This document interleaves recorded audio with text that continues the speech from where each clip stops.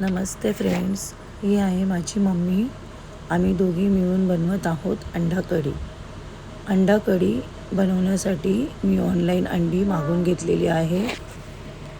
त्यानंतर एका टोपामध्ये पाणी गरम करून मी अंडी उकळून घेत आहे.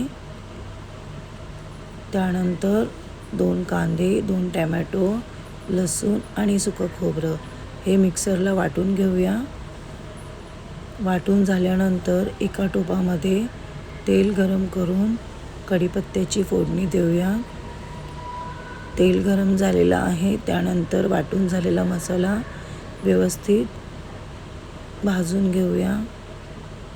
भाजून झाल्यानंतर अंड्याला चांगली उकळून आलेली आहे. मसाला मस्त एकजीव झालेला आहे. त्यानंतर लाल तिखट, हळद, धने पावडर, जिरे पावडर, मीठ आणि घरगुती मसाला हे सर्व एकजीव करून घेऊया. मम्मी अंडी सोलून घेत आहे. तुम्ही बघू शकता किती पसारा पडलेला आहे. त्यानंतर मसाला एकजीव झालेला आहे. तुम्ही बघू शकता किती छान कलर आलेला आहे. त्यानंतर एक एक सोलून झालेली अंडी व्यवस्थित एकजीव करून घेऊया. एकजीव झाल्यानंतर थोडंसं पाणी गरम करून त्यामध्ये पाणी ओतून उकळी काढून घेऊयात.